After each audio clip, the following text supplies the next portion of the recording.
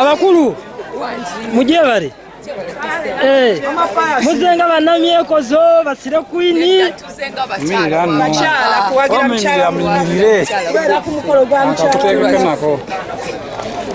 kakati Judith gwe nawe soko obeera Judith soko otubulire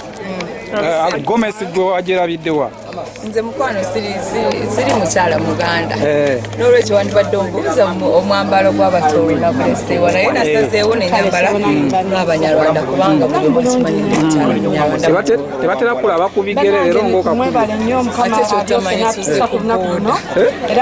enfuufu eri mu maaso omukazi alina bediri enamba ne bakuyisa boda ate bediri kati kisinziira ku mukolo gw'ogenzeeko motoka zibadde tezisobola kuvaayo obukowekowe tebabusudde tebuliko mbadde mbuuza tekuliko nfufu ekigambo kyensinga tekuliko nfufu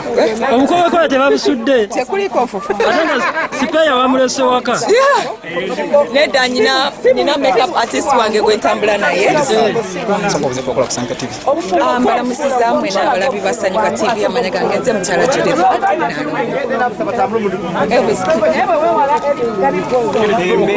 embeera y'omukolo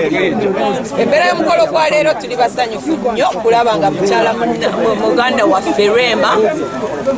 bagenda mufuula mukyala nga bwe kyetaagisa buli muwala yenna ku nsi oyina ekirooto ng'oyagala ofuna omusajja akuteeka mu maka n'akuyita ne bakuyita mukyala gundi so kyekyo ekiriwo era nga tusanyukidde ku mukwano gwaffe abayimbi abato kiki bayinza okuyigira ku Rema abayimbi abato kye balina okuyigira ku Rema balina okuyiga nti ebintu bw'obugezaako n'omuntu gwe walonda nebigaana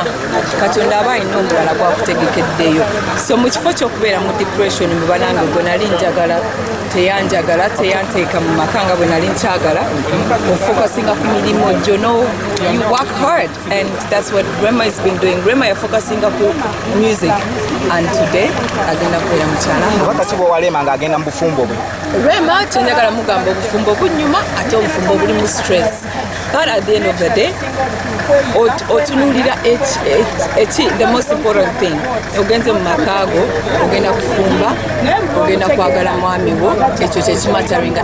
ebizibu byonna ebibaawo mu maka muyingira mu kisengene mu bisooti nga takubira bakwano b'amasimu munange twayombe nedda mukwano kubanga abantu b'ogamba twayombe be bantu ababa bagenda kutambuza olugambo abantu betula bambadde gomasi lwaki oyambadde mishanana ku mikolo gy'okwanjula nze ndi mukyala munyarwanda namutoolo so nasazeewo kwambala mushanana kubanga lwe lugoye olunyanguyira mu kifo ky'okusiba nga nsike neeri so nayambadde mushanana kubanga era at the end of the day ndi mukazi munyarwanda Senga Judith had in the building.